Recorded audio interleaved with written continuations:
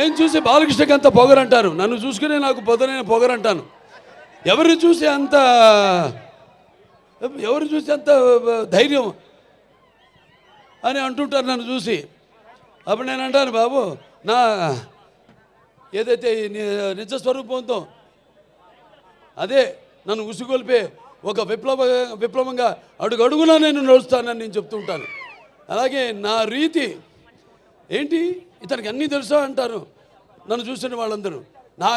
నన్ను నేను తెలుసుకునే కంటే పెద్ద విద్య లేదని ఒక సవాలుగా నిలబడతాను. నా మాట సూటిగా ఉంటుంది, నా మాట ముక్కు సూటిగా ఉంటుంది, నా వీక్షణం తీక్షణం దర్శనమిస్తుంది. అలాగే నా తీరు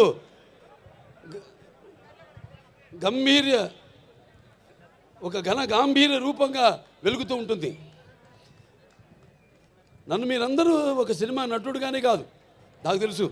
ఎందుకంటే నాలో ఉన్న ఒక మానవత్వం అయితేనేమి, నా వ్యక్తిత్వం అయితేనేమి, నాలో ఉన్న నీతి నిజాయితీ నిబద్ధత అయితేనేమి, లేకపోతే నాలో ఉన్న నిష్కల్మషం అయితేనేమి, వీటిలన్నిటితో ఇప్పుడే కాదు ఇంకా ముందు ముందు తరాలు కూడా నా అభిమానులు పుడుతూనే ఉంటారు. అంటే ఆత్మాభిమానమే నా చిరునామైనప్పుడు ఆత్మవిశ్వాసంతో నిలువెత్తుగా నేను నిలబడతానని మీ అందరికీ తెలియజేసుకుంటున్నాను.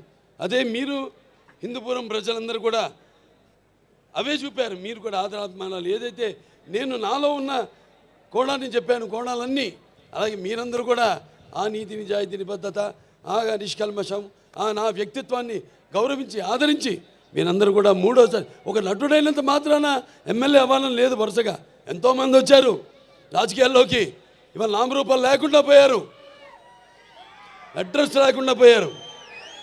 కానీ ఇవాళ ఇక్కడ పనులు చేశాం కాబట్టి నన్ను గెలిపించారు. ఊరికేదో సినిమా యాక్టర్ లేకపోతే రామారావు అబ్బాయి అయినంత మాత్రాన పనులు చేయాలి. ఎంతో కొంత మనం సమాజానికి కూడా మన వంతు బాధ్యత ఉంది ప్రతి ఒక్కరి మీద. అందరూ కూడా మన వంతు మనం సంపాదించిందే కాదు, ప్రజలకి ఎంత మనం తిరిగి సమాజానికి ఇచ్చాం అన్నది చాలా ముఖ్యం.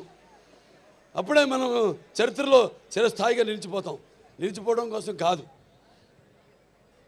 ఎన్నో పాత్రలు చేశాను నేను, అద్భుతమైన పాత్రలు.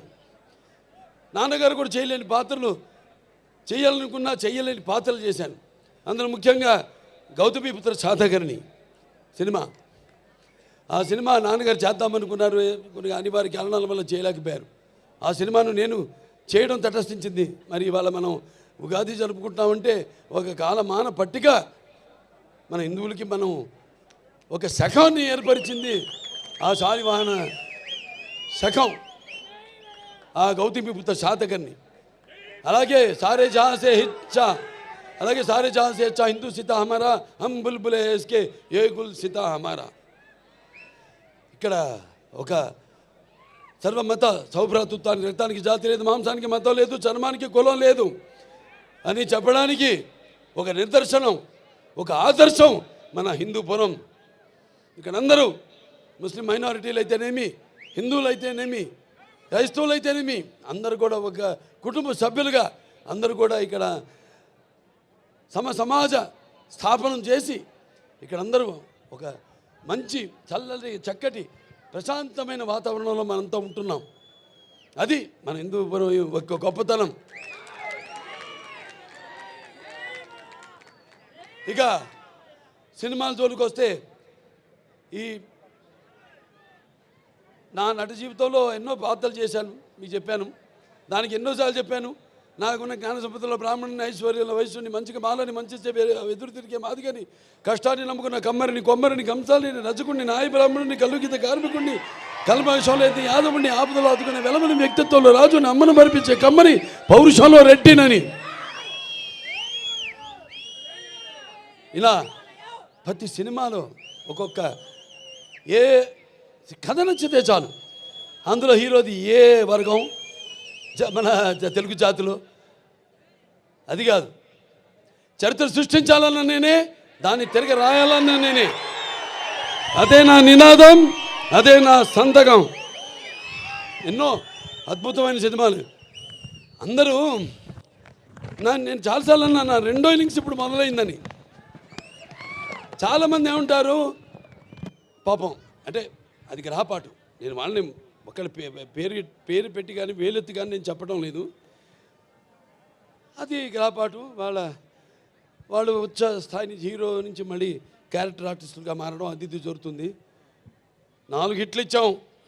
రామారావు గారు నంబర్ 1 హీరో ఉండగా తెలుగు ఇండస్ట్రీలో, అంటే నిజం చెప్పాలంటే ఆయన పారితోషికం చూసుకుంటే ఆయన చేసిన సంవత్సరానికి ఎన్ని సినిమాలు ఆ పారితోషికం లెక్కేసుకుంటే ఎవడు సూపర్ హీరో ఎవడు లేడంత పారితోషికం తీసుకున్నవాడు. అన్ని సినిమాలకి ఒక్కొక్కటి ఇండివిజువల్గా పారితోషికం ఉండొచ్చు ఎక్కువగా. అటువంటి సమయంలో ఆయన చలచిత్ర పరిశ్రమ నుంచి నిష్క్రమించి సమాజం ఏదేవాళ్ళ ప్రజలు ఏదేవాళ్ళు, నేను అందులో ఒక అర్చకుణ్ణి అని తెలుగుదేశం పార్టీని స్థాపించారు. అలాగే ఇప్పుడు 4 హిట్లు ఇచ్చిన తర్వాత నా రెండో ఇన్నింగ్స్ మొదలవుతుందని చెప్తున్నా. అది నేను చెప్పొచ్చేది. ఇప్పుడు చూపిస్తా ఇక్కడి నుంచి. అస్సలు చూడు, ఒకవైపే చూడు, రెండో వైపు చూడాలనుకోకు, తట్టుకోలేవు, మాడిపోతావు. ఇప్పుడు చూస్తారు, ఇక్కడి నుంచి చూపిస్తా.